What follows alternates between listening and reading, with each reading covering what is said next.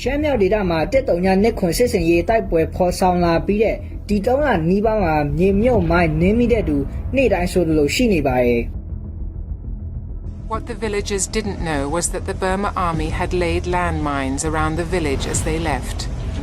This 17-year-old boy was entering the village with a group of 10 others when he stepped on a Burma army mine. The team medics responded immediately. လူတွေနဲ့အလံဝေးတဲ့နေရာကနေပြီးတော့မှလူတွေနဲ့အနှိမ့်ဆက်ဆုံးနေရာကိုရောက်လာကြတယ်ပေါ့နော်ဟိုကြားမိကြမှာပေါ့အခုဆိုရင်ဒီမျိုးပေါ်လိုနေရာတွေမှာတောင်မှပဲလူနေရက်ွက်တွေလိုနေရာမှာတောင်မှပဲမိုင်းထီခိုင်းမှုတွေကြုံရတယ်ပေါ့နော်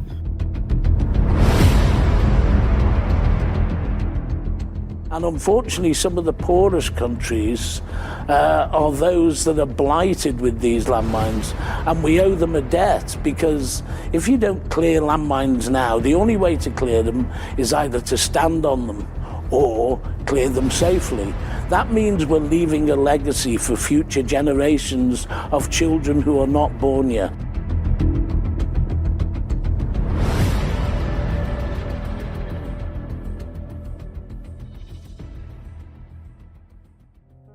In 2023, Myanmar reached an unfortunate milestone. For the first time, the country recorded the most casualties from landmines and explosive remnants of war of any country in the world. Although Myanmar had already seen decades of landmine contamination, since the 2021 coup and subsequent conflict, there has been a sharp increase in the deadly and indiscriminate use of anti-personnel mines, with children and other civilians suffering the consequences. Over the coming year, Insight Myanmar will be producing an in-depth series titled Navigating a Minefield, exploring the situation on the ground, impacts on survivors and communities, and humanitarian mine action that is changing people's lives. More information about the series, as well as explosive ordnance risk education materials, are available on the Insight Myanmar website under the Mine Action section. In addition to interviews with experts and leaders in this field, we will also be publishing the testimonials of people who have survived landmine and other traumatic injuries. Their stories have been translated into English and read by a voice actor, staying faithful to the personal narratives, but edited to protect people's safety and privacy. We thank our contributors for their courage and vulnerability in sharing their stories, and we recognize our collective responsibility to take action to prevent these senseless, indiscriminate casualties in the future.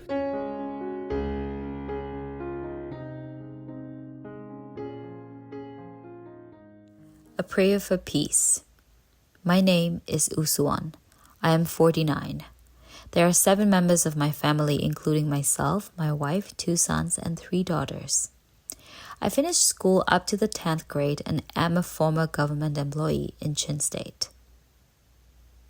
In the early morning of May last year, we were at crossroads in town trying to escape from fighting when I was injured by an artillery shell fired by armed forces.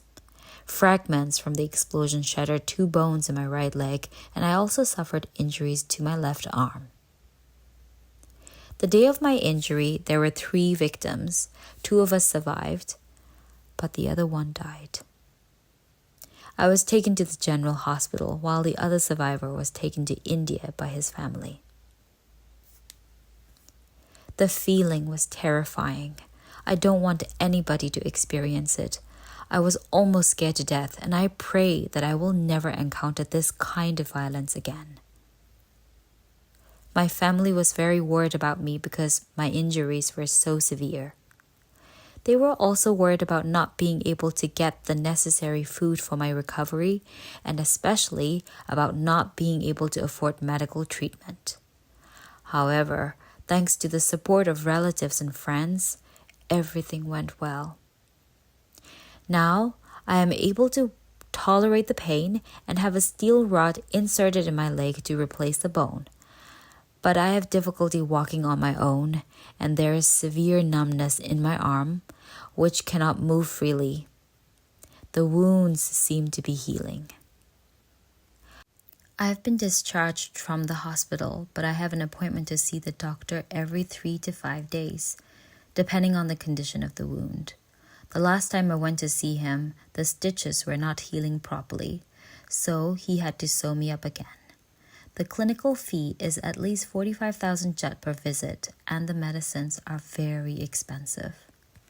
I received support from relatives and friends, especially those living abroad, which helped us a lot. I also received support for my medical treatment from 2 humanitarian organizations. This kind of incident is miserable and also very painful. My most desired wish is for the motherland of Myanmar to have peace. I pray for the end of the war as soon as possible. I don't understand politics, but I just want to live in a peaceful environment where there will be no more wars, so others don't have to suffer the same tragedy that I experienced.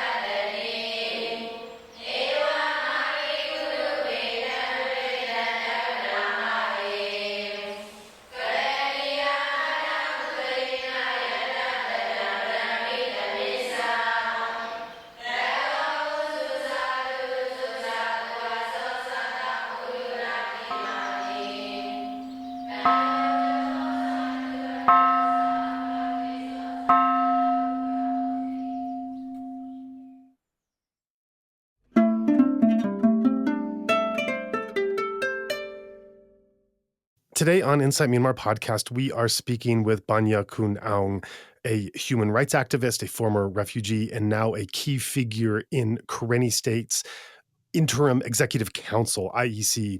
He's been on the front lines documenting atrocities, advocating for justice, and warning the world about the deadly impact of landmines and airstrikes on civilians.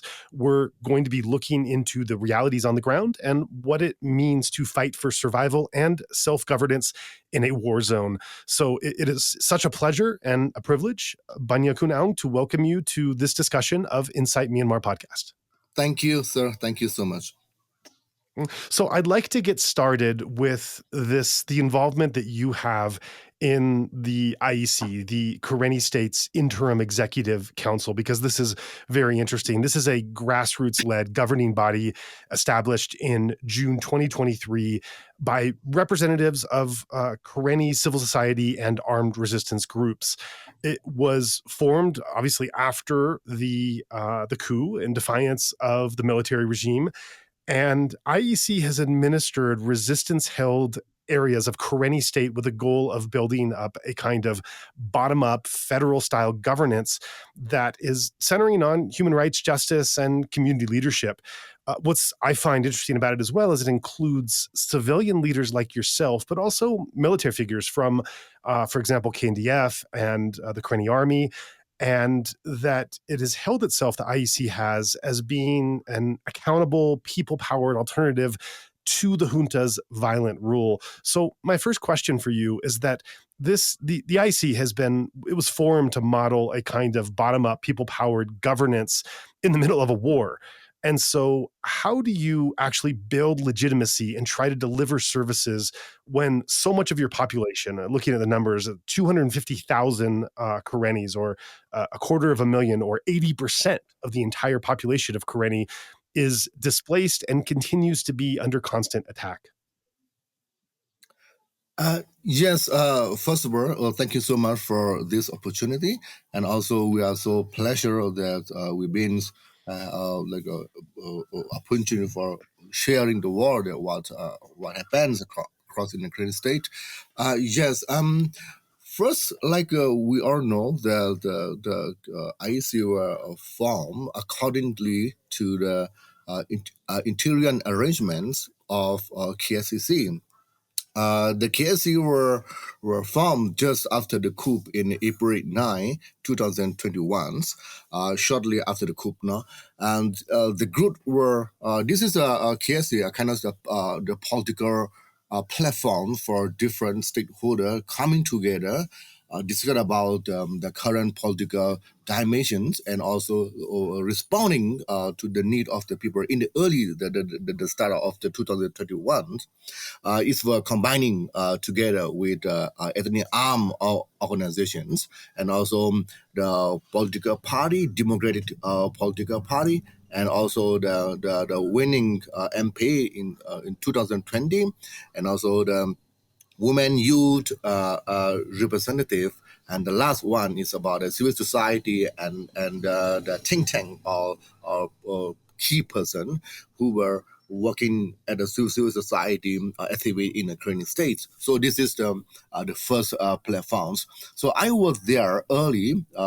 Soon the forming of the KSCC, and I will represent at civil society in KSCC.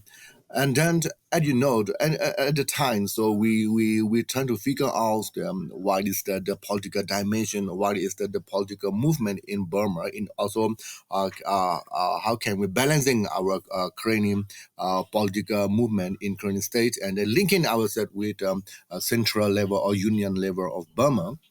This is what the idea first. The second idea is to serve the people as much as we could.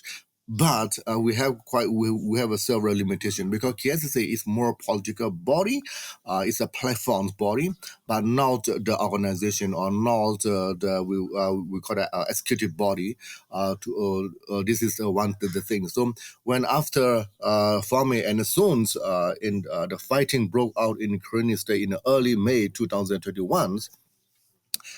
You will see that there's a thousand of people were fled from their homes and then move back to the more deeper jungle, more of a rural area in across in the Karenni State. And then we start to form in some of the committee, like the humanitarian committee, health committee, education committee, and etc., to respond to the need of the people. But later on, also we are thinking that there's the need of the executive body to serve the people. This is what the need of the people. So we start to think about coming out with we call a kind of the constitutions in 2020. Too early in 2022, but we cannot end up with the names. This should be the constitutions. In order to form the government body, executive body, or these are so many, discussion among the KSCC. Finally, we agree that there should be a kind of the written paper. It can be constitution or it can be something else. Finally, we come up with we call the interior arrangements. Like so far, it looks like a constitution. But when we talk about the constitution, there's so many process, and then we need paper amendment or several referendum issue, and also and the other process, the election. So it takes time, and it's not reflect the reality in the ground. How can we come up with election process according to the constitution? So finally, we agree that there should be a kind of the paper. What so far we call interior arrangements. As you know, after that, we able to finalize the interior arrangement in 2023, January 18-19. Somewhere in the Karenni States. So this is the start of the reforming of the KSCC, and also come out with the one of the writing paper interior arrangements. According to the interior arrangement, so we start to establish the IEC, and also to serve the people at legitimate at the executive body, and also according to the interior arrangement, it's not only enough now to serve the need of the people, rule of law, social economy, and also we need to look after there should be another kind of law. When we come up with a law enforcement, also we need a rule of law. So we need a law to prosecute or to processing the rule of law, and that's why where the laws should come from. Surely there is not. It's not from the KSC. KSC is more a political body, so they come up with only the policy. So we need a body that to formalize some of the law. So that's why we are forming the KSIP again. It's more about the Karenni State Interim Parliament that who are combining together with the 2020 winning MP member, all together now about 15 member. And this is the we have that platforms, the MP parliaments to processing the law. But finally, we think again, also it's not only the law. We should have a body like we have a legitimacy body, but we should have another the law when we run a law enforcement. Where is we arrested somewhere else, and then the Karenni State Police KSP cannot be put these people into the jail direct. We should have a court. That's why we come up with judiciary. We're KSIJ, Karenni State Interior Judiciary. So this is the platform in the early start of that. We know that this is the need to be balancing ourselves to serve the people, and that should be a democratic principle. But this should be the bottom-up approach. That's why we call it bottom-up fair democratic approach to practicing in the Karenni States. This is the process. And then I was in the KSSA, and I was the focal person of the serving as the focal person of the humanitarian committee of KSSA. And after the reforming of the KSC, so I will withdraw myself from KSC at representative of the civil society, and then later on, so the chairperson and the vice chairperson of the KSC were invite me to join in the IEC. So I say yes, and then yes, so I was asked to serve as in the political position of the Secretary 2 of IEC. This is the idea. How I was joining there. As you know, I was also the founder of the Karenni Human Rights Group to ensure all the cases were being documented and publicized, and let the world know what is the human rights violations were across in the Karenni State. This is so far was my role. And also generally I were at the secretary team, so we are also trying to oversight some of the department. So far now we have 12 departments. So the secretary team and also the treasurer member staff. Also we are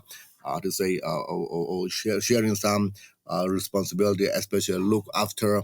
Oversee some of the departments. So I mainly oversee the Department of the Health, and also the Department of the Humanitarian and Rehabilitation, and another one or two department of the we call the Department of the Agriculture, Livestock, and Irrigation, and also the Department of the Construction. It's more about the civilians departments now. It's more about department of ensure the people are being served, and also ensure the people are being receiving the social activity from these departments. So, yes, this is so far.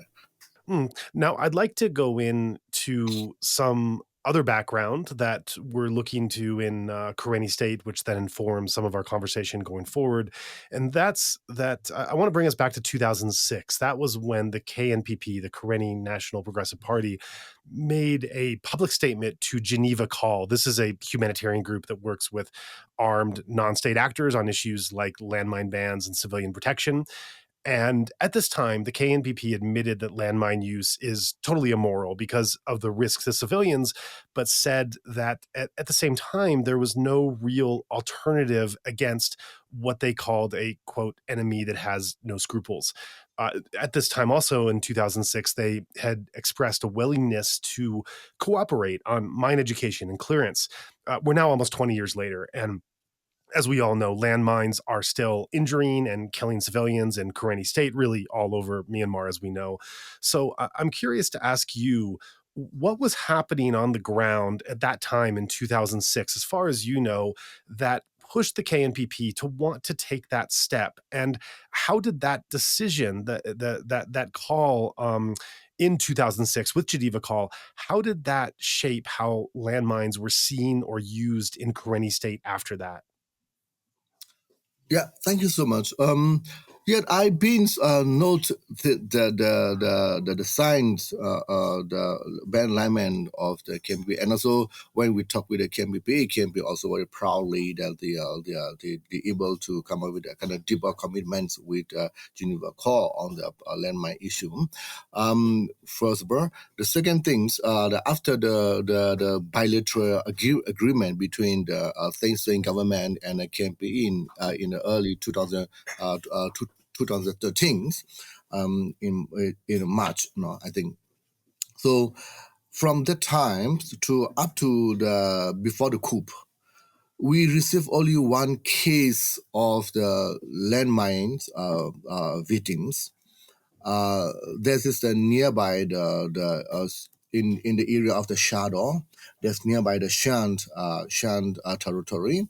With the Karenni and the Shan, not a southern Shan. No, this is one of the hunter step or landmine. This is only the case that we've been heard from about 10 years. Let's say that from the 2000 to 2010 to 2016, 15, 16. You know?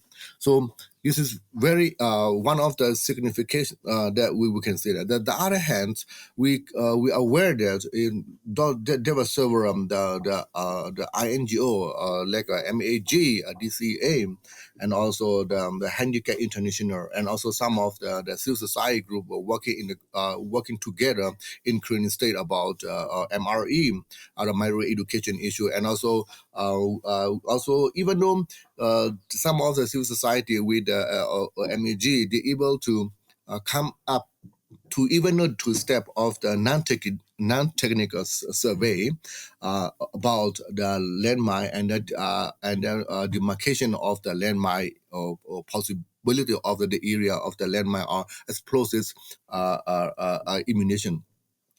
This is the time that I've been clearly know, and I see in the ground the people are quite aware, and also the landmine are very how to say, you can see only in the border area and some of the unbased area only, but we don't see so much in the other part of the state.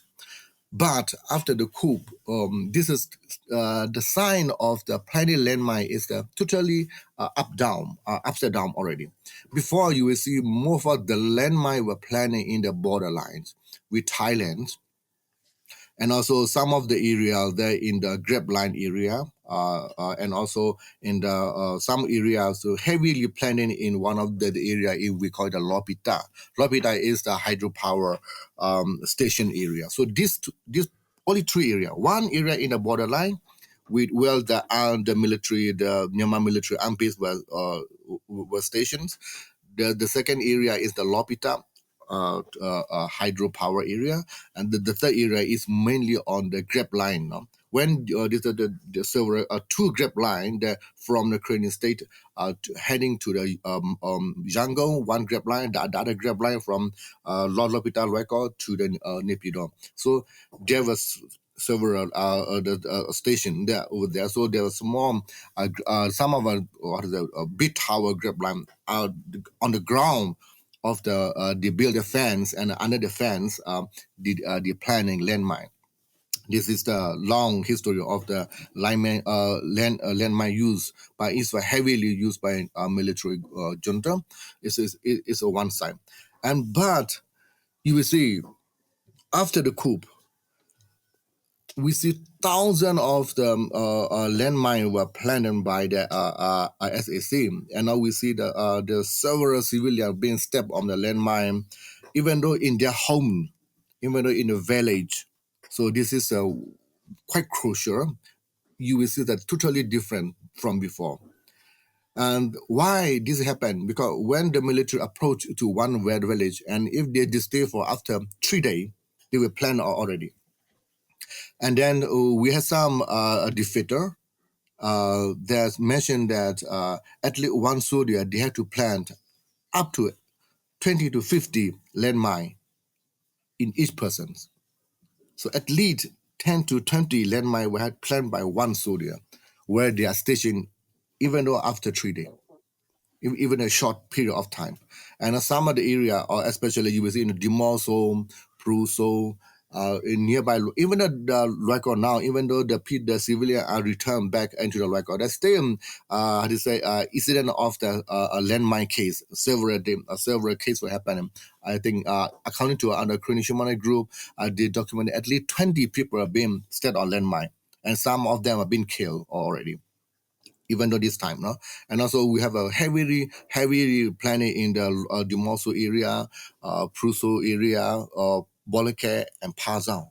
This is where the armed base were there, and also the military were planning in this all these landmine in the village or in the town so far. So far they call it like a defending landmine issue, a defending landmine, no, the defending issue. So this is very crucial. And also after the people, after the 11 November, we call the 1111, no? November 11th, that KNDF and the other armed forces were trying to enter in the Loiko, and after that, so many armed posts were withdrawn from nearby Loiko and also from the Dimoso. And so civilians are being returned to their homeland, home village, and so many landmines are we have to, demining, and also some civilians are being killed and stepped on a landmine. This is the condition different from before. How is the landmine are planning? Is one thing. The second thing also, we are aware in the early step, the KNDF or the other armed forces in the current state, we don't have such kind of a landmine so much. Normally, we create by ourselves. Now we use the other we are hand landmine, no, processed by themselves, and then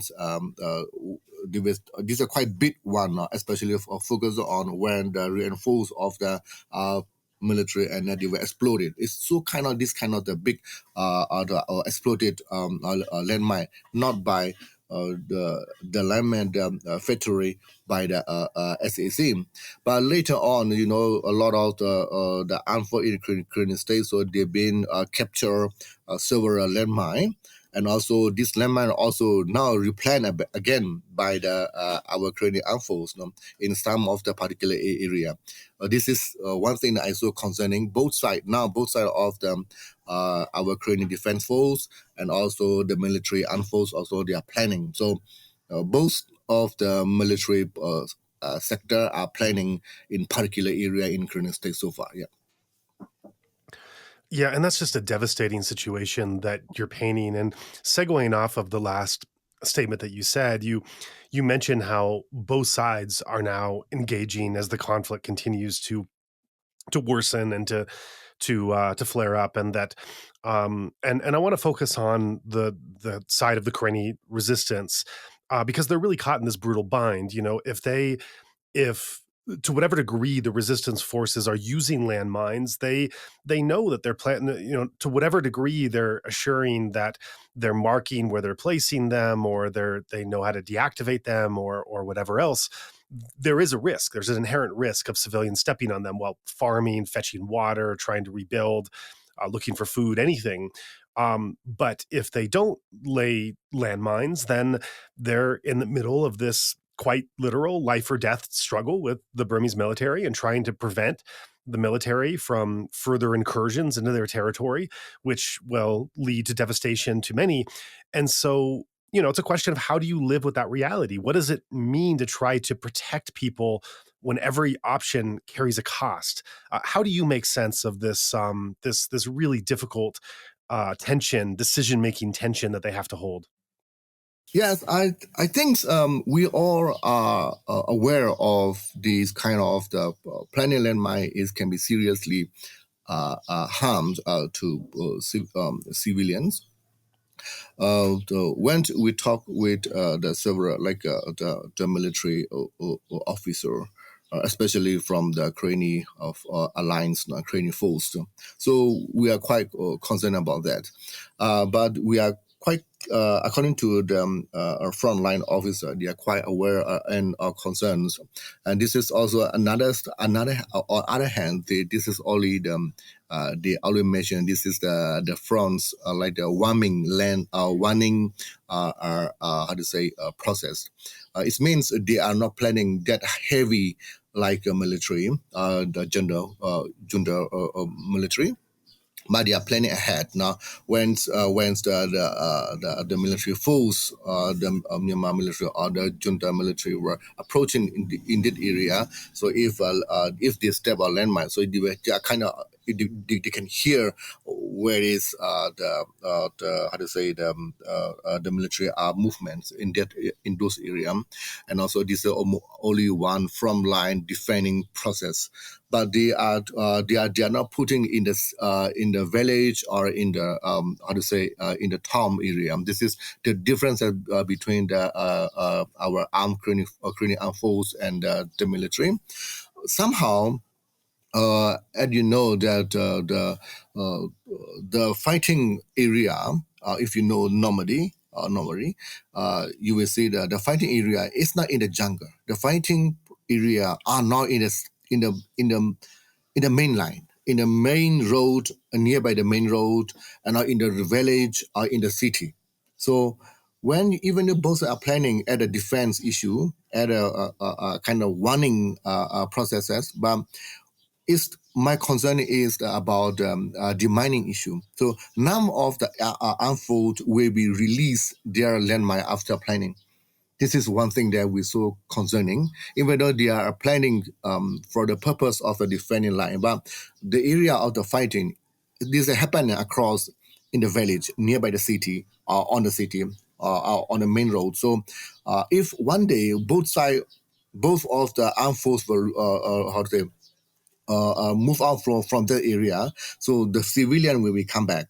When the civilian will come back, this is the cleaning line, the landmine cleaning process is we cannot process it 100%. For example, the IEC, we have a department. Under the Home Affairs, we have an emergency response team. So most of the time, the landmine cleaning were how to say response from by those the sub department of the emergency response team. So together with the township administrative body, so they are trying to clean some of the area for the people returning for farming and the other purpose. But somehow they were still remaining in the village. That's why the people when they return to the village have been experience of the step on landmine. So we are quite concerning.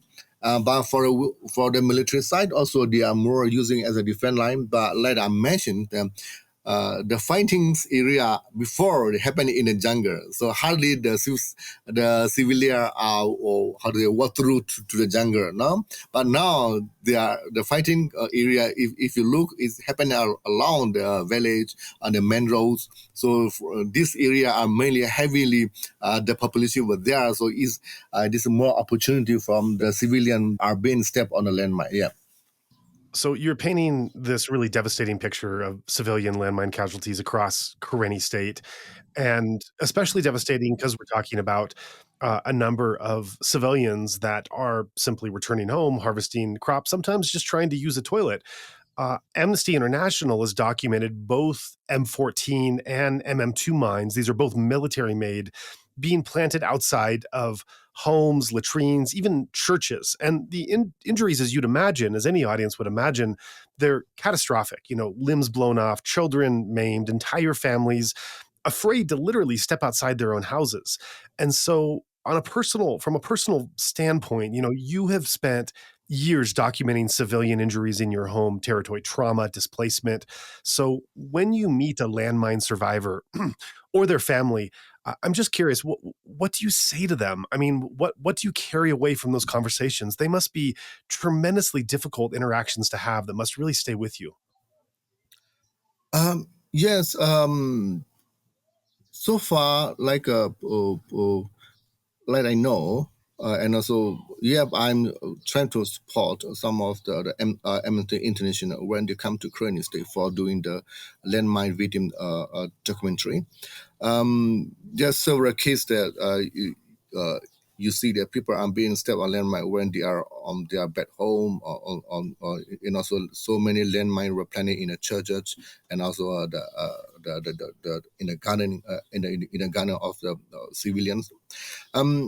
One thing that now what Karenni Human Rights Group doing now, we for IEC we just trying to do more about awareness sessions, and also trying to clean some of the land for civilian to return, but we don't have enough soldiers to respond on the need of the landmine victims so far. But we see another one of the group we call the Karenni Human Rights Group. That I was also the founder of the Karenni Human Rights Group. What they do three things together. The first thing is they conduct several like landmine awareness. Now we call it MRE. Myriad educations amongst the risk community. I mean, the risk community is mean they are not returned yet, but they will return the place that should be 1,000 or landmine we're planning. So we are selected the community to conduct the landmine awareness issue. It's one thing. The second thing is what they do. They do conducting that recording the life or the experience of the being a victim of the landmine. So they do several kind of the deeper interview with landmine victim, and also they've been uploading the experience of the survivor of the landmine victim quite regularly. And also you will see that this is a kind of like I would say if you look into the Facebook or on the website of the Karenni Human Rights Group, you will see them monthly by monthly they were uploading the recording, the video recording of the case of the landmine victim and the other explosive survivor. The third thing what they do is about they provide a small cash support for those victim or survivor. No, we call that victim support. A small fund for victim support for those who were injured by the exploded ammunition or landmine, or by airstrike, or by mortar shelling, or by the landmine. So they provide small cash for those survivors to processing in their daily need during their in the care of the hospital. This is the processing of some of the civil society have been supporting and working on the landmine issue in the Karenni State. Yeah. And so you're painting a picture of the different kinds of activity and work that's going on in being able to support survivors as well as victims' families. And this leads into my next question, which is looking at international organizations some of whom have claimed that there's no real formal landmine clearance that's happening now in Karenni State. But we know that's not the full story because on the ground, it's often resistance fighters, medics, even farmers who are taking on this work, digging up the M14 and MM2s by hand without training, sometimes without equipment, simply because they have no choice. These are not deminers by profession. They're volunteers taking enormous personal risks to keep people around them alive. So what can you tell us about that kind of informal demining effort that's going on? And what does this say about the current war, the international inaction, and that the only people that are removing landmines from homes and farms and villages in Karenni are the same people being targeted by them? Yes. I talked with some of the some of the international NGO are on our landmine we call it a demining process. They are quite they are quite concerning on that. First, what we do, like I mentioned earlier, that we have our emergency response team. Also, we've been trained partly on those people to cleaning some landmine. But surely that we don't have the equipment to detonate and also clearing. So we just have a knife. This is all. And now we use the brooms. We kind of let's say we use the stick now, and then we just scratching in some of the area. Because the two reasons, we know quite well that where is if the SAC the military junta Syria are being stayed. After a week, after 3 days a week in that area, we know that there should be they might planning a landmine. That's why we are marking the particular some of the area, and then we trying to use the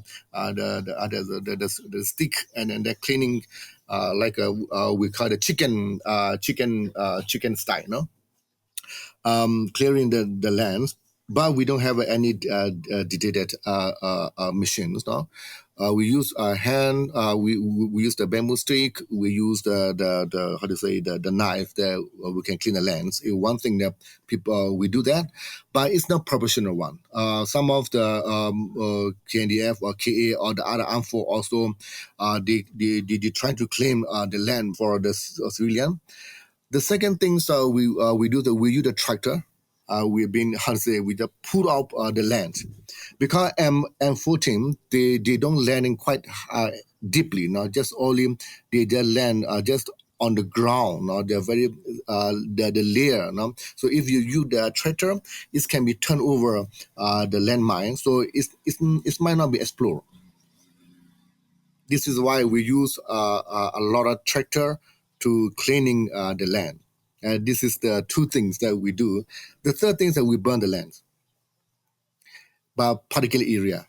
If you burn the lands, some of the landmines are explored, or some of them are not functioning at all. This is three things that we using our own experience and cleaning the land.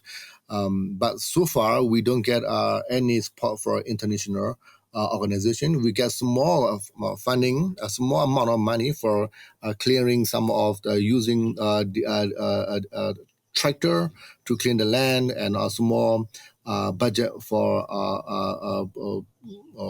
how to say buying some small equipments to clean the landmine. Yeah.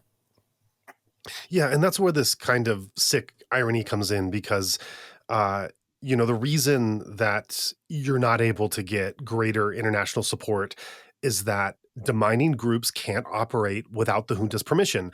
And the junta not only is the one denying that access, it's the one laying the mines. And so, in other words, we're in this other kind of ridiculous situation in Myanmar where international organizations and bodies need to ask permission of the regime that is laying the mines for permission to come in and remove those mines they are laying. So, this is the kind of destructive cycle that's going on, that is not leading to any to any foreseeable possibility of these groups coming in and being able to support. And so, as you've said, that leaves these communities facing the danger alone.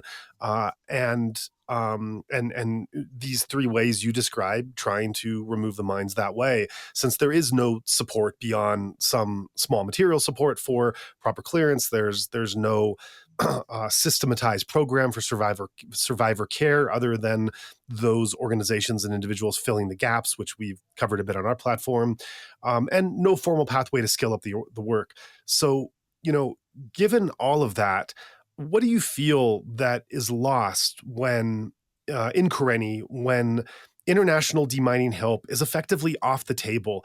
And along with that, what kinds of appeals, if any, have you or the IEC or others made to try to get that support whether through informal channels, cross-border partners, advocacy abroad, whatever you'd like to share?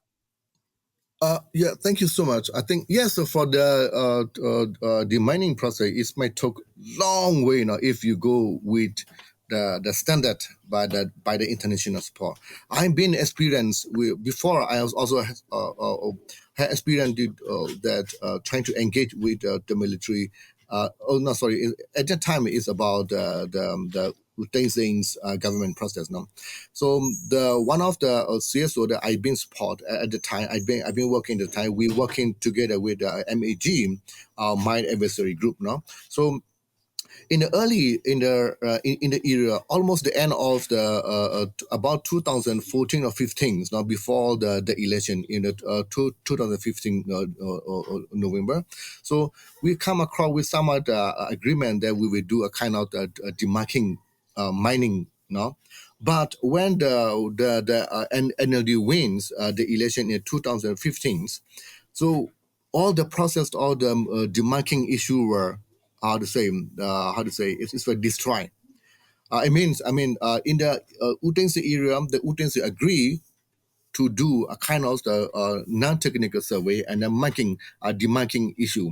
But when the NLD coming into the government, the military say that the demarking and non-technical survey are not legal. You know, it seems that the military, when they are in the power, they say that, well, yes, we will do demining issue. We will do the non-technical survey issue. But when they lost their, political power, so and so they're replying to the MAG, to the society that you cannot anymore working on the non-technical survey, the demarking landmine issue. It's quite, as you mentioned, sure. This is mainly planned by the military. When the military in power, they will say that they will do something that demanding. While when they lost their power, they say no to the civil society, the NGO, to processing on the demarking issue, demanding issue. And so my calling into the international community, yes, some of the legal process, we do understand that there should be MOU, there should be clearing, a very clear process to working with together with the governments. But we cannot wait until these times for a Karenni state. You see, now more than 85%, still 80 to 85% under our control. And then there's 1,000 landmine being planning every day. So we cannot wait until who come into the government. Now what we do, we need to survive today. So we need to clean the land today. So clean the land. Sometimes we cannot adjust the process at the international standard because we are so far from the international standard. We are in the war zone, but we have to be survived. It means we have to be clean our land as much as we could, and then we have to plan we need to do farming in our land. We cannot wait until end of the war or end of the conflict, and then we will return to our country, return to our home. It's not as true. We need to return today. We have to return today. We need to plan a party today. We have to plan today. We cannot wait for another year, another day. That's why your engagement have to be looked in two parallel, two both sides. No, this is there should be a kind of the working with existing government someday. It is another process, but we do need to look another automated autonomous issue. Another way is we need to look on what happening in the ground. Now civil society and IC trying to claim the lands and also come out with there's a MRE activity. And also we are using our own model. We can say that we use our own knowledge to claim the lands. This should be also support by the international community. And also the international community should be learned with us together. In the conflict era, so how can we come up with cleaning the land and ensure that we have to ensure that the less number, the less number of the victims of the landmine is mean this is we can prove that you pay a little money. There's a very little money, but we save life, thousands of lives again. This is very important. So learning from working experience in the conflict era, that should be also learned from the international community as well. Not only saying keeping on the table and say that this is the international standard, we cannot move on them. I think it's not true. What is the international standard? International standard it's come from the ground first. No, it's not writing paper. It's a drop from above. No, it's experience from the ground, and by the experience, people are making them more modernized only. So in a conflict area, there should be another modernized model issue, another or a new model to express this new model to the other world. One day, this ground level model can become another platform of the international standard of the demining issue. Yes. Right. And I realize as we're talking up to this point, we've been speaking mainly about the mines in the landmines in isolation, but it's sadly this is hardly the only trauma and violence inflicting Karenni people and people throughout Myanmar at this time. Just recently in August, just a few months ago, there was a junta airstrike in Mochi that killed at least 32 people. This was one of the deadliest single attacks in Karenni, and it certainly wasn't an isolated case. The IC has documented repeated strikes on civilian areas, homes, even hospitals. In some cases, no military targets at all nearby. And you yourself have said previously, this is part of a strategy to make returning home feel impossible, to make the entire area unlivable. And so what's striking is how landmines are reinforcing that same outcome. And we've covered this on previous episodes that you have, violence from the ground, violence from the air. Where can you go? You're getting hit at both levels. It's just truly awful and despicable. And that but looking at landmines, long after the aircraft are gone, the landmines remain. Civilians can return to rebuild, say in a post-conflict area, only to lose a limb in their own fields, outside their own homes. But my question to you is, how do you, I don't want to just treat this issue of landmines in an isolated vacuum, because that's not what's happening in Karenni State.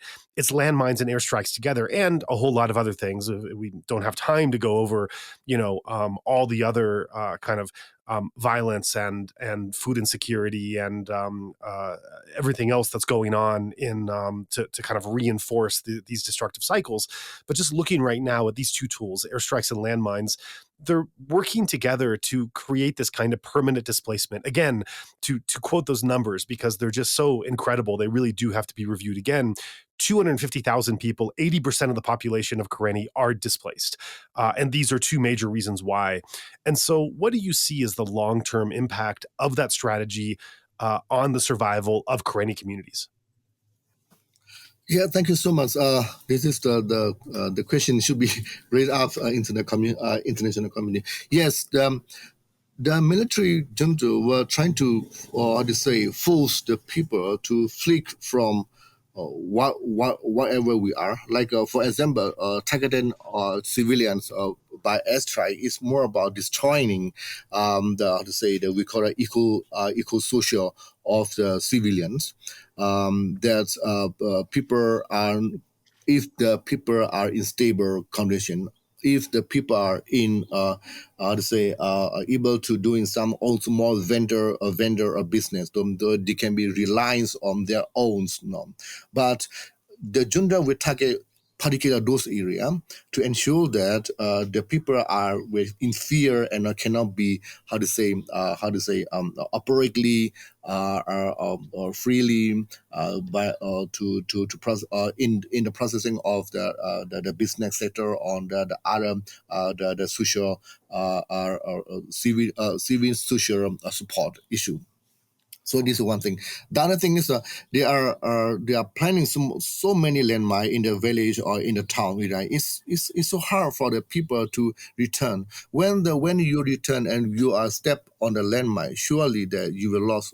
At least the people will lose two things. One thing is the physically damage, and they think the morally depression. So not only one victims, the survivor or landmine will be in depressed, so the whole family. So in the fear now, make the land is becoming like a evil. So they are afraid to even to step on the area where they are used to play happily. So how in the life of the people you can feed them? So force the people to leave or force the people to flee the lands, ensure the people cannot be returned to their homeland. This is the a kind of the cry against humanity. So this is one thing that I can call that. The secondly, we are so concerning when the people lost their social economic activity. So more they are forced. The people will force into be more reliance on the other outside the donor or the humanitarian assistance.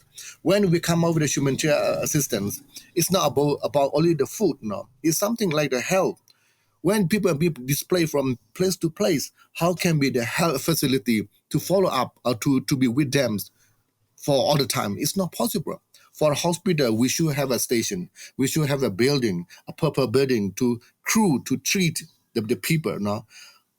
And also the medical supply have to be stable. So when the people move all the time, how can we this hospitalization are supporting this IDP all the time? So people are fled through more deeper jungle. So it's hard for the health facility to follow these people. It's one thing. On another hand, when we talk about the protection humanitarian, also we are also always including the protection issue. When the people fly to small group, if separate to many areas, it's so hard to protect these people, to ensure that the people are safe. It's so hard now. We call them, so far at the moment, we have about 478 IDP camp across in the Karenni state, and another more than 200 area where village are also host the IDP. So the IDP was spread to many areas. It's so hard to do, too hard to ensure the protection or education, the healthcare where services are so hard to process on that. The third thing is about food for the cultivation. So if the people are not there to return for the cultivation, how can we get the food? This is a main challenge for us, no? Because people in this area, we are so much dependent on our paddy cultivations nearby Loiko and Dimoso and also the Pekong area. Now this area become a war zone. So the people are not there to do the cultivation in this area. So where is we can get the paddy? Where is we can get the rice? This is becoming big questions. And at the same time, the international support to the Karenni state or even to the Burma is, I can say that 75% or 65% are reduced. Not only the international grants and also the international community from the diaspora group, also the supporting back to the Karenni state, they were so limited. And on the other hand, again, the SAC blocked several channel way the entry into the Karenni state. Even though they can travel to Oli, there's under the control of the SAC. They cannot move from the town from the Rako to our control area. So how is the goods flow? No? It's restricted by the SAC. Like the rice and the food item and the medical supply are very restricted. This is made the life of the IDP. It's not only the life of the IDP, also the life of the conflict affected community in Karenni state are in the risk. This is what happens at the moment in the Karenni state. Right, I see, and I appreciate you bringing in the aspect of not just the danger that the landmines pose personally, but how in a situation where the economy is already so down, food insecurity is way up, that it has this other aspect to it, that it's not that it's preventing much needed food from coming from those fields because of the fear of injury that can come as a result. And so, and I want to get into that because beyond these injuries and displacement, there's also this question of trauma. There's long-term trauma that we're seeing in communities, especially children who have not just lived through airstrikes and violence and fear, lost loved ones, and where there's this silent terror in the ground, this fear of stepping on a landmine just to go outside. And so all of these cumulative fears together, how do you find that as like shaping the future of Karenni society, and what, if you were to look at the mental health or the psyche of what you're encountering among Karenni people these days, what impact is all this having in just getting through the day right now? Yes, I think this is the one of the thing that we need to solve urgently, because we don't have enough experience also on the social psycho support from the people being suffering by this conflict, and also the mentally the mental concerns. There was some like a civil society, and also now we are thinking about trying to learn more this kind of therapy from the international community for the health sector. Health, when we call it health sector, it's not about the health department of IC and also the other private health identity group. No, also they appear in the Korean state. So we need to have more like support on social cycle support from for the community via health sector, and also we need to create like another platform space for the women and children to be safe. So we need to there were some the women organization like the KNWO, KYWO, and also some the other one or two of the women organizations. They're trying to support some like small activity like the social cycle support in their small program. That especially women and children who've been violence by the conflict, or who experience by the domestic violence and the other sexual harassments. They also quite concerned and care by those women organizations, and also some of the civil society. We also encourage now providing food is not only coming after the people are coming and then get away the food. It's not that good experience. So we also trying to encourage now. And so I saw the one of the program of the Karenni Human Rights Group. They provide small they call it humanitarian project assistance, but they are not get away first. They're targeting for the children, and also they provide some like a. They call the child friendly space now, asking coming with when they reaching into to the IDP camp. They're inviting the family member, and also they are calling the children are coming together, playing, sing a song, dancing, and playing the games together. And then you will see that the mother and the father are cheering together happily. And after the end of the playing the games, sing a song, so they provide a kind of small enhanced like a nutrition package or the food package back to the children's, no. And also there were small learning sections about the child protection issue, and also the other social psycho support. Is a kind of a social psycho support, no. There will be a daily airstrike or bombing shaming. Also, the family and also the children are quite scared on that. But when the time there should be a space for children are playing together among in the camp happily, and then finally playing, laughing, and then learning something together, and then back up to return home with small the humanitarian assistance. This is another, we're trying to create another platform of healing the fear of the children's we could. This is part of some of the small activity across in the Korean state, but we want to call up the international community to support more of this kind of activity, and also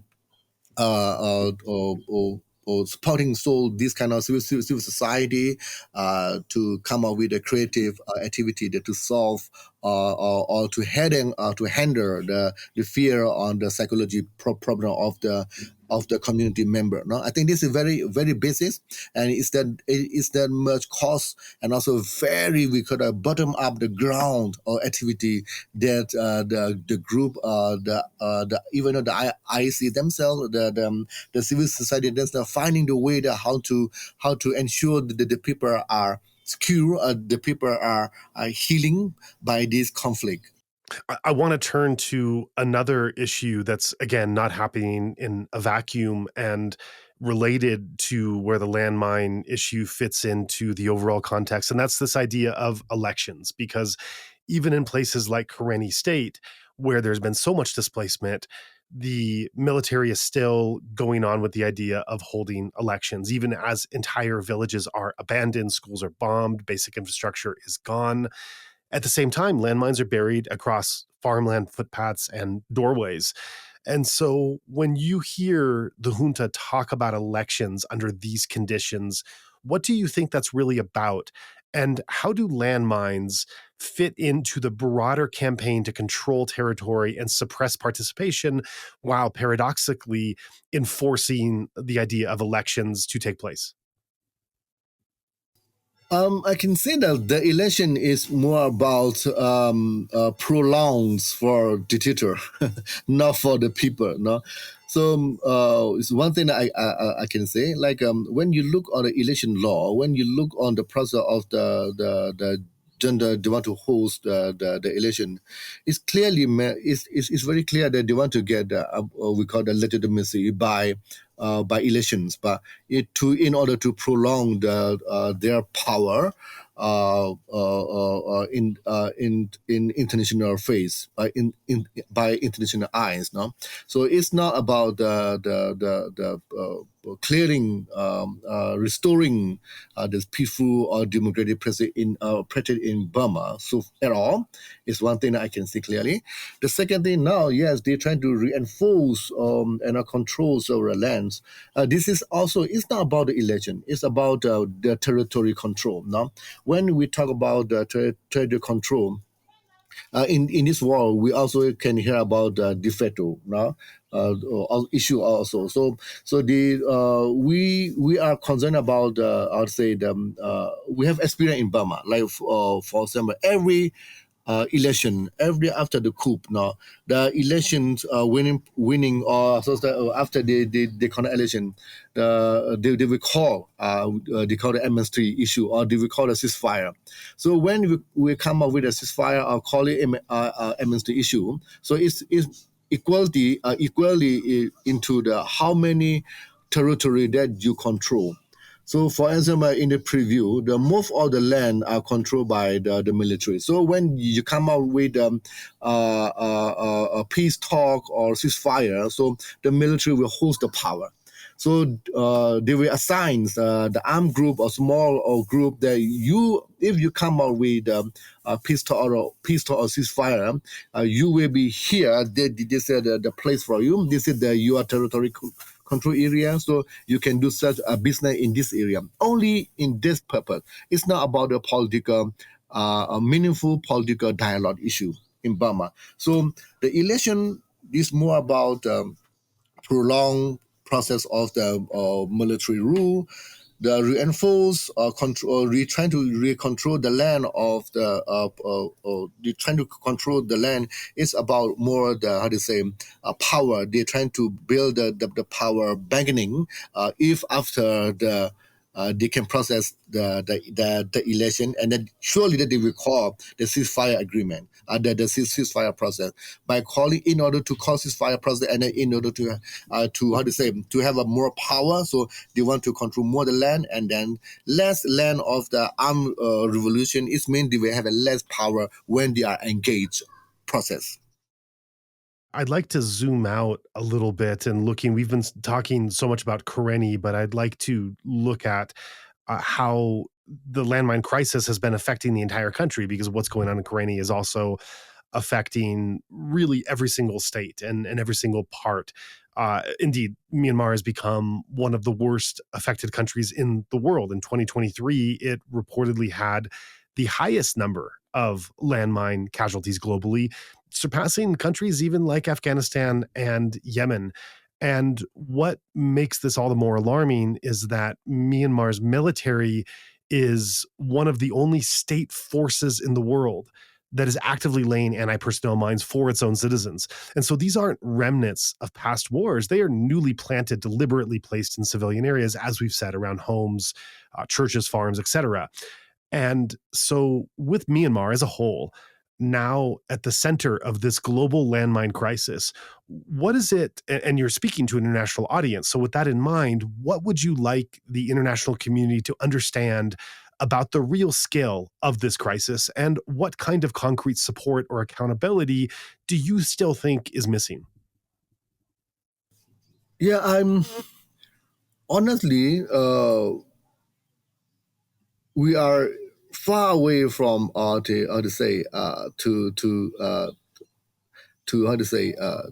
stop the use of landmine, especially M14 landmine.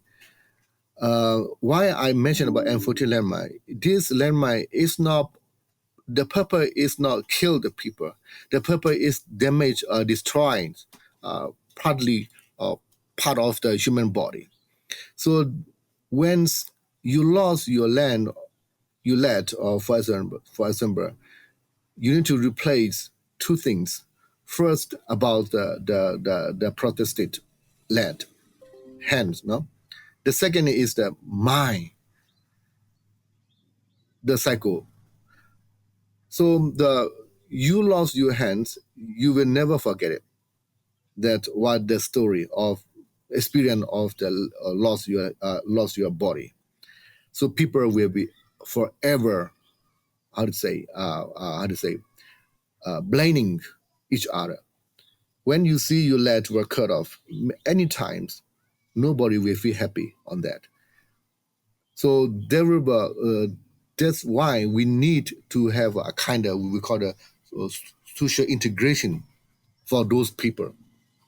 Without integrations, these people will ever in the dark mindset.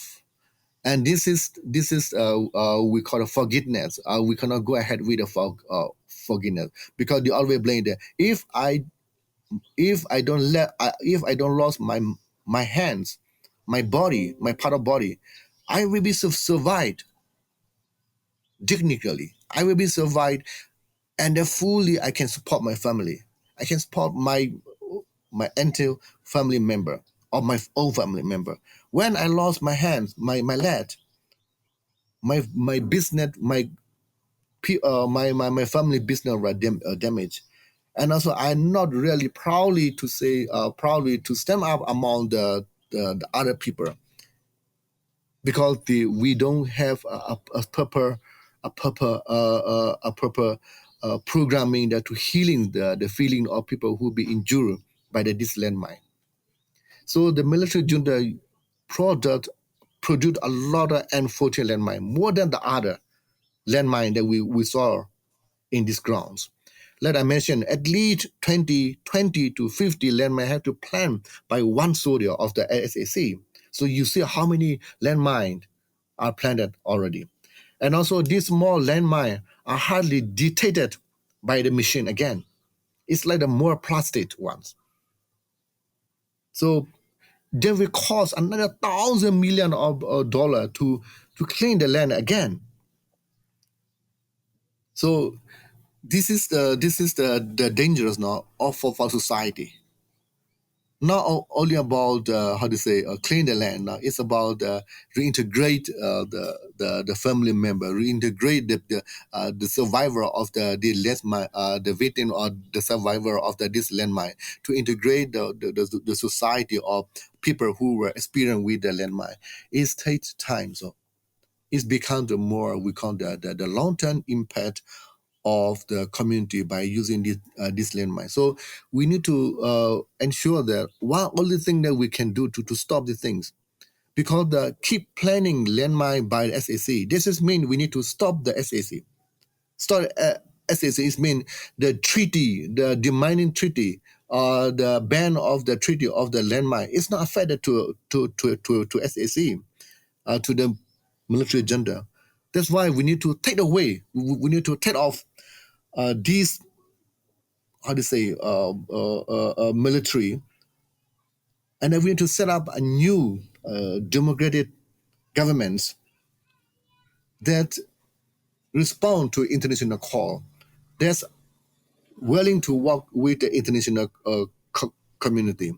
That's why our main purpose is to take off the military governments, and then we will go the process of the transitional justice and then replace with the federal, the democratic government to ensure the life of the people, to stop planning of the landmine.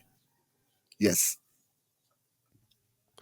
Right, and you talk there about the immense costs, financial costs that are required to be able to care for and to support the fallout from this conflict. And that, again, because we're not talking about this in a vacuum, and because these things are all happening at once, we have to look at how international humanitarian support has been shrinking, stemming from largely the U.S. Under the Trump administration, slashing so much of USAID's budget and support for traditionally where there would be support for refugee camps and IDPs and I would presume as well mine action to whatever degree would be possible under these conditions. Food insecurity, of course, is up there as well. And so, the need has never been greater inside Karenni, inside Myanmar, along the borders, the various borders of Myanmar. And yet, with these needs skyrocketing and with neighboring countries not really looking to fill it, and the wider international community also stepping away, and the world's biggest donor, the US, reversing course, what are the real world consequences of those cuts for civilians, for IDPs, for volunteers that are just trying to hold the line right now? Yeah, I think we can how to say sometimes I just mentioned this is our luck, our bad luck, no, but but also this is another lesson learned for us also. So, but somehow in the current state, we try to introduce some of the new program. We call we try to call the international community a donor. That to support more like we call a livelihood activity, because the only livelihood activity to ensure our self-reliance issue. So when we call it self-reliance, it's about more food security and food sovereignty. So we don't want to ask the international community to support only food or catch support on them, rights support only, food support only. So we want to call, even though the amount of the livelihood activity set reliant program it's not that cost.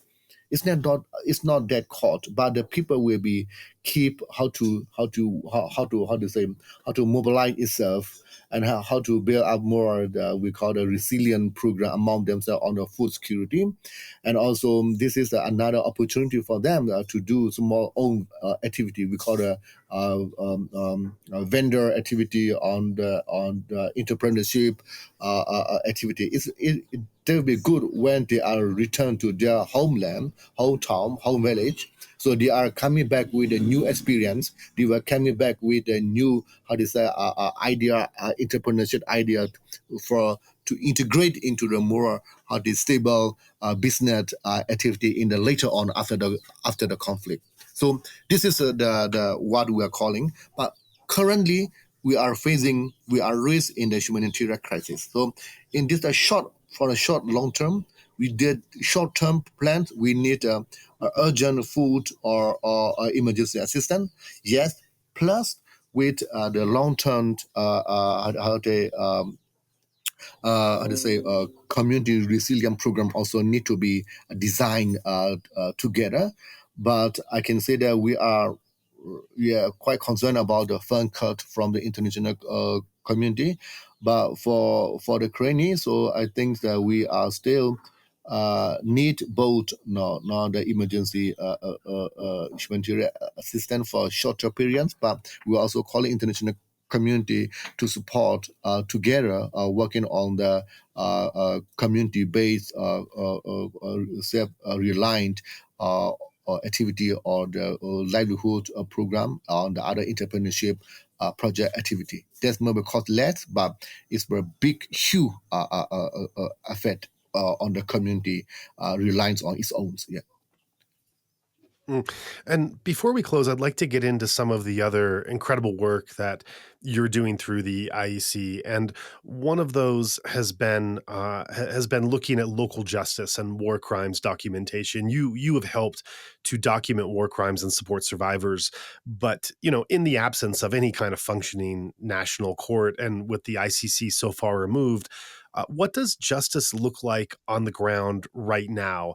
And are there ways that IEC or other communities are responding to trauma or loss with any degree of local accountability? Yes, I can say that we both the IEC and also some of the civil society, we are on the marching on the same goal to ensure that people are secure. I mean, people are secure, are mentally secure for not only the recent time, also for the longer society. So for the IEC, we decide already that we will go ahead with transitional justice. So now we are mandated one of the department we call the Department of Justice to learn the possibility of how can we come up with transitional justice for the process now. Together with some of the civil society they are quite stand up, and then they are calling on the justice for the victim. So I think this is we can see that in the current state, both IC and the civil society are eager to processing on this justice. It's a one time, but it might take some time ahead. Now we need to wait until or whatever we can do, even though before end of the conflict. For example, we also IC also together with some of the international organization. Now we are thinking about how can we processing on the justice system together with the international standard norms. Now we are in the learning process, and although we talk with some of the this kind of the international community to processing together, look on the transitional justice process, and also look on the customs law, customary practice, and also look on the other we call the law that can be protect on the civilian, even though this war crime, war conditions.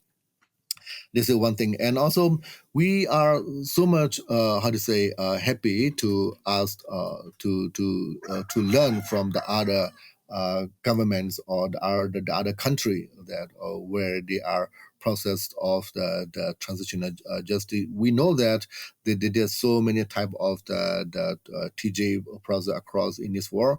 But for our case, I think that we also not only learning about only the international standard, also we also look back into the customary law that it can be partly become part of the transitional justice process from Karenni state.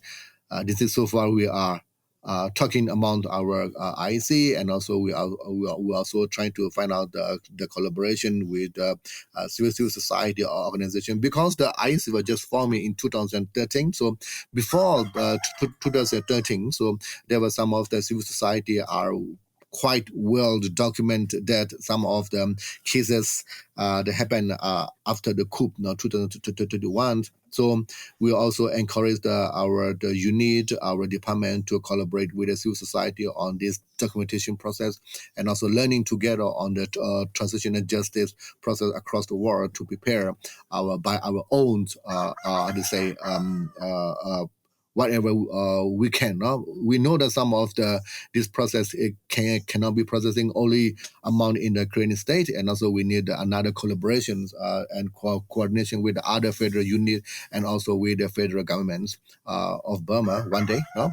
But so far now we're also learning together to ensure the peace and the stability in the Karenni state, and also learning together whether the customer practice there's a good practice or not. Also, we are on the process of we call it researching survey, and also we are on the final of the analysis of the what is the good practice or the bad practice of the customer law in the current state so far. Yeah.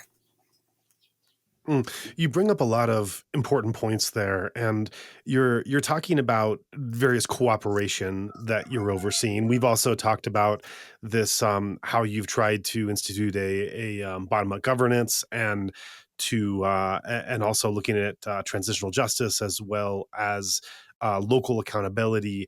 And so these are all kind of new ways forward that you're showing and you're demonstrating, you're working towards. There's another related question that fits into all this, and that's internal resistance dynamics and civilian oversight, because, we've seen in the history of Myanmar, certainly, that on a nationwide level, that one of the problems that has led today is that the military, not for decades, really since Ne Win took over, has allowed any degree of civilian oversight and really has been kind of a state within itself. And so when we look at the IEC and Karenni, this is very interesting because it does include civil society leaders and armed actors. And so to whatever degree you feel comfortable sharing and is safe to share, how do you ensure that decisions, especially around landmine use or security, aren't dominated by military logic? What does civilian oversight, and you being that civilian on that council, what does civilian oversight look like in practice, really, with the IEC? Yeah, I think the IEC practice is more about collective leadership. And also what I can say that for the military process now, so far, IC were able to forming we call it Department of Defense. This department of defense is more about we will focus on the military activity. We know that we cannot take over the military junta by negotiation process. The people in Burma believe that the only one way that we should kick off the military is by military activity. So this is so much important for the people in Burma so far. We know that the need of the humanitarian, the need of the political platforms, patience, practice of the democratic principle, but the other side of like a military junta, they never listen, they never respond. They are not respect of this kind of human international standard or norm on the practice of the human right or the practice of the democratic principle. That's why the military use only the military activity will be end up the military coup in Burma. So this means we are more focusing on the military activity. Also, we spend our resources quite large of all our resources, not only the financial, also human resources are so much putting on the military activity. No, but what we do, you see that we have a Department of the Defense. And also the Department of the Defense under the IEC. So the Department of Defense now talking with a different ERO and also the other armed group in the Karenni state to come up with one military in Karenni state. This is on the process. We are started talking about come up with combining. It's not combining though, forming a new state army by welcome the other existing ERO, existing armed force in the Karenni state, into be unit into the Karenni state army. One army in the Karenni state. This army were under the supervision of the Department of Defense. which is under the civilians governments. This is our long-term, it is our startup process. And also, this is the only thing that we can control. I don't want to say control, we can minimize the power of the military. And also, one order, one COC, chain of commands, is more affected, and also it's more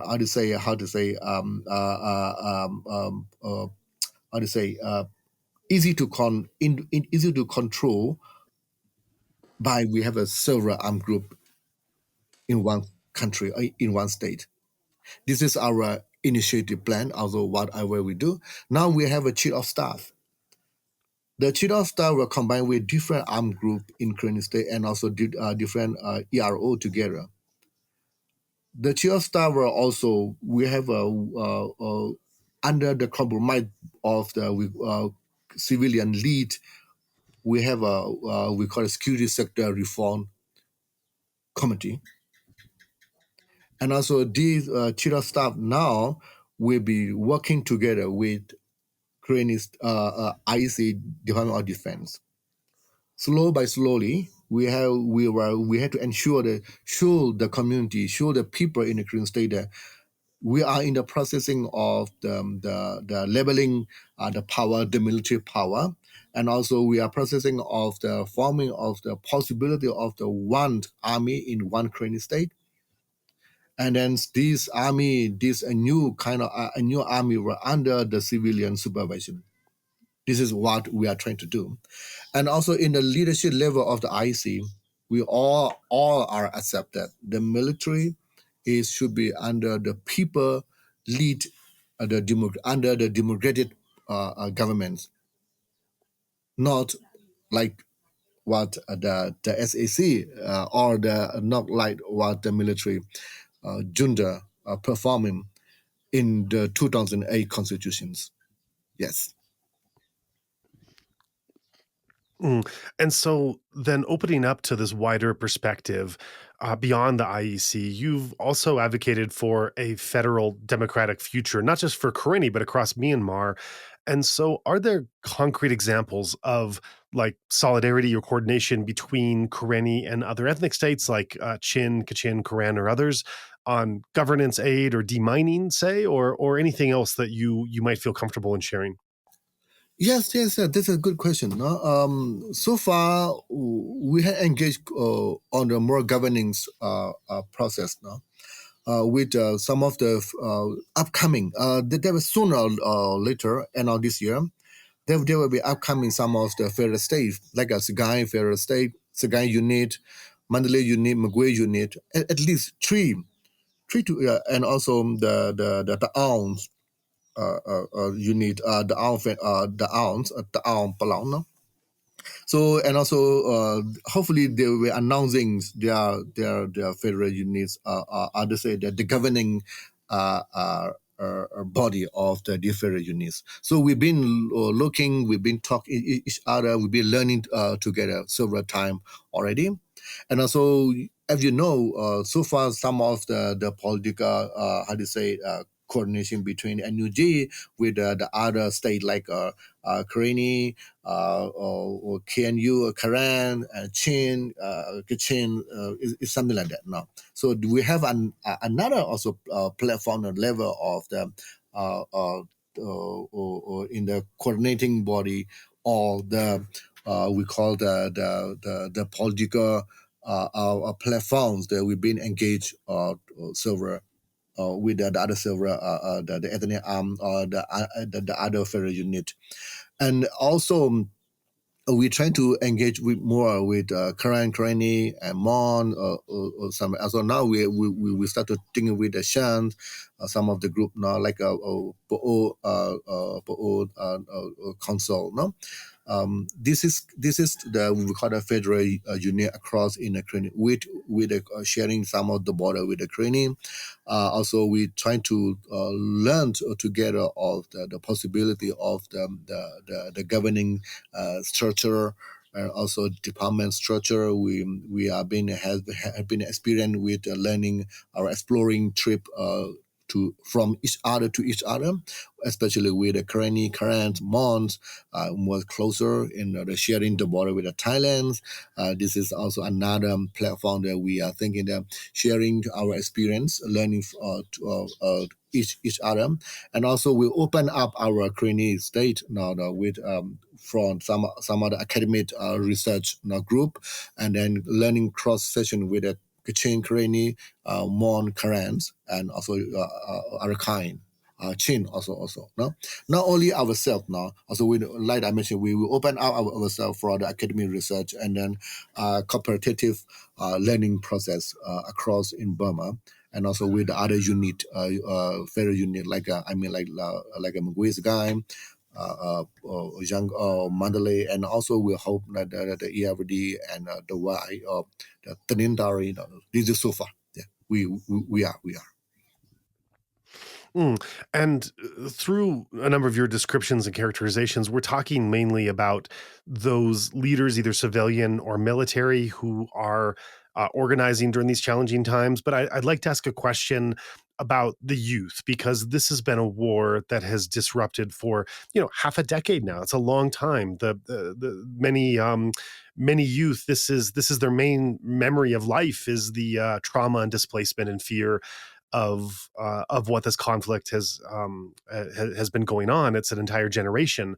There hasn't been consistent school stability, daily trauma, and so when you look at the youth in Karenni and across Myanmar, what do you find they're growing up believing about resistance, about justice, about the future of their state? And what are the concerns you have about the youth going forward, as well as what are some of the bright sides and the optimism that you see in terms of what they've shown during this period?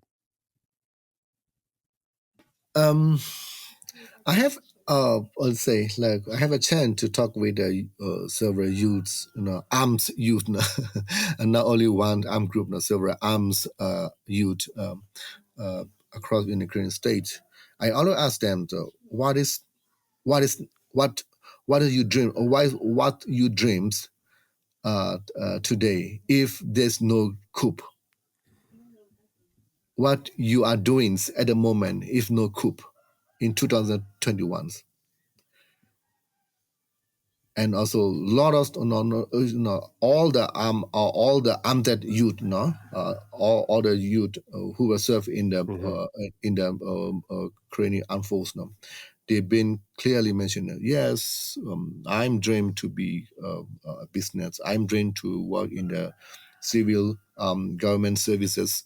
I've been dreaming to have to attend to go to university. Blah blah blah. I'm dreaming to have my small farming, do working on entrepreneurship, and to have a peaceful family, and also to travel across the world. Some of them they are dreaming to explore a new experience or working experience in the other country. None of them mentioned that they will hold a guns at a soldier. This is one thing that I quite express. What is they are expressing now is made me very painful. What I mean is that they have a drink, but the dream being damaged by the coup. So somehow I still believe that they are still very committed to restore their rights, restore democracy practiced in Burma. They are not surrender, or they are not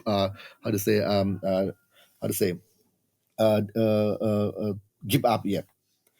But I'm afraid after now, already we are in the process into the 5 year, 4 year, and now we are in the 5 year of the coup.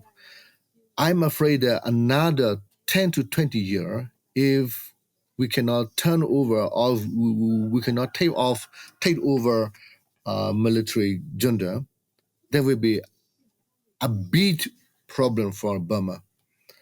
I mean, problem is means not only the Burma, not only about restoring peace or democracy. It's about how to say losing the a chance to build a new country in Burma. I means like if the youth get up in these movements, people movement, I always say this is a people movement, especially youth movements. If the youth give up, I'm afraid that our country will be turning into forever or another 100 decade or another 10 decade that we are in the under expressing of the military type of the military ruling body.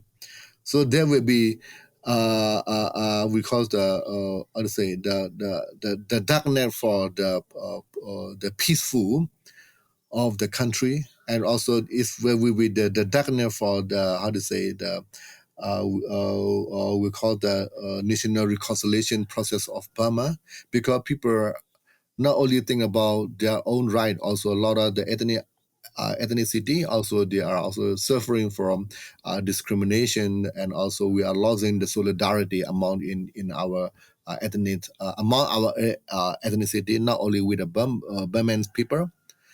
There will be a bit headache, a bit bad drink for the we call it harmonized society in Burma. So finally, the youth themselves, if they get up, I can say that we don't have a chance to see the youth in the politics issue. There will be old men, only some old men or some of the military person will rule the country, and then they will never end up with the peaceful, all the way aggressive, all the way another kind of the civil war will be broke out in somewhere else by how to say the very narrow of the mindset of some of the leaders so far. I mean, myself is mean it's not about the old people are almost in the mindset of the very narrow of the how to say democratic practice or belief of the human rights. So without belief the principle of the human right or humanitarian law, how can be this country will be are in a peaceful?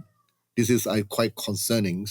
Losing the youth power is not only about the losing youth politics, also losing about our future of Burma to be in the developed, to be into the how to say peaceful society, harmonious society is not possible. There will be more aggressive, more fighting, more how to say discriminations, and also the rich and the poor will be in or say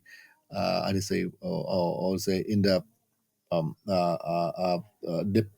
the country, the people are more aggressive and then bring more crimes, you will see more crimes, you will see more pressings, the poor people on the ethnicity, on the other small, the other religious freedom will be destroyed or damaged. It's not only about the civil war; it's about the other crimes, the genocide and the other war crime will be seen across in Burma. Yes. Right. And so the last question I have to ask you here is, in a war where even survival can feel something like resistance, where do you personally find clarity, and what helps you to hold on to a sense of purpose or ethics when the lines are sometimes getting blurred in terms of the nature of just how any conflict unfolds, and this conflict, like all others, where do you find your center? Where do you find your North Star? It's so hard, but I think we need to restructure our community, more respect society, but we don't have a chance yet. I don't know how to do it, but what we can do, wherever we are now, I think we can start. But we have to understand the Burmese military ruled only two way. They use two type of way ruling Burma for 7 decade already, 6 decade already, 6 to 7 decade already. One is to make people fear and rule the people. The second is to make people uneducated and they rule the people.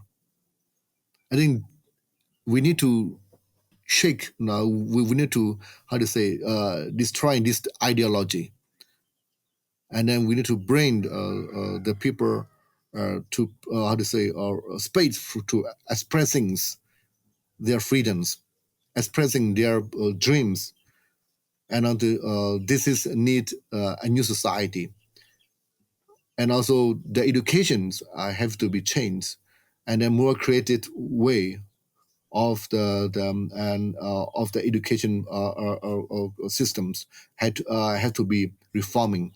Unless even though a new government comes, the old system of the education is more depressing the people. It's more the discriminate one to each other. Belief on the political patients are almost nothing. It's about more like that aggressively performing in school, not about respecting society environments. That's why we need to change these two things. That's why I said I have no idea, but this is what I see. This is what we need to change, but we can't do anything so much yet until all the the ruling body are changed, and also the power of the people are also very important here. But the people have been suffering from so many decades already, so it's quite hard also to change in short terms so far. Well, I thank you so much for joining us and for sharing these deep reflections and the incredible work that you're doing and informing our wider international audience on all these perspectives that are really coming from the ground, that are really so important for us to be able to hear directly in this kind of way. I want to call to the diaspora and our international community that we are trying our best. It means we are not in the perfect conditions. We're trying to set up a new governing systems we call the border-up federalisms.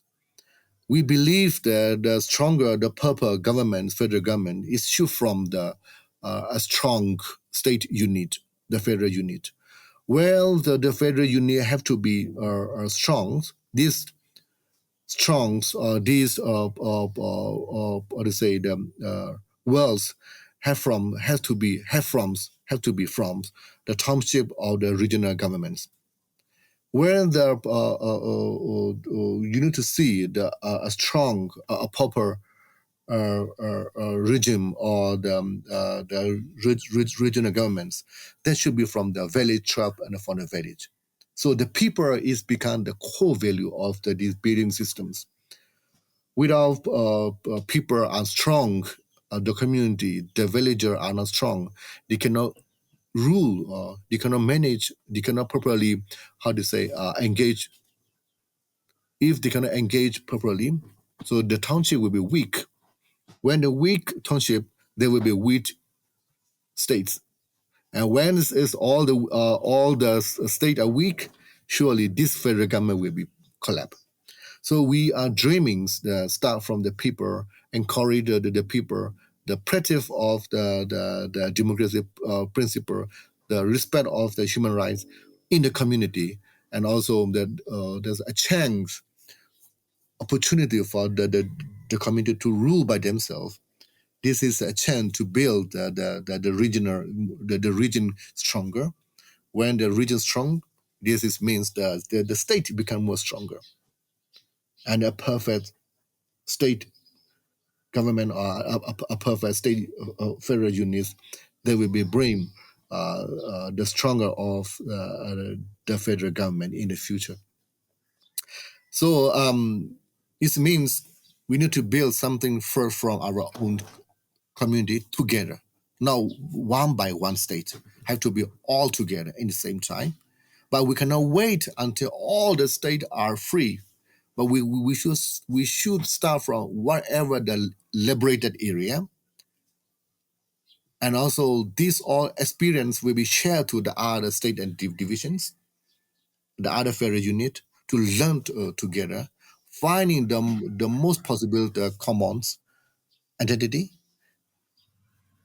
This is need two things to find out that. One is that we will call them technically platforms or coordination of platforms, and supporting these technical coordination platform, we need your support technically and also financially and also support. And the secondly also we need your eyes. I mean that sometimes we are on the ground, we are quite busy with daily operation, daily management issue in the ground. So we hardly to look back into ourselves. We need your eyes. We need your suggestions. We need your comments. That what happened so far in our ruling in our area, and also we need your suggestion. We need your analysis, database analysis. We need your kind comments to solve this problem or to come up with more better set up bottom out federalism in Burma, in Karenni state. Thank you.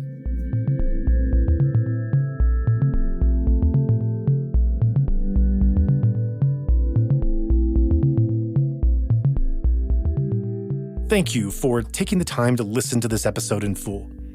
If you found our guest story of value, please consider taking a further step beyond just being a listener and become an active supporter. Your contributions directly help us to continue to amplify voices from and about Myanmar, create more impactful content, and keep the conversation alive at a time when global attention is fading. Every donation, whether big or small, goes into producing more episodes like this one, sharing untold stories and ensuring they reach those who care. To learn more about how you can support us, visit insightmyanmar.org/donation.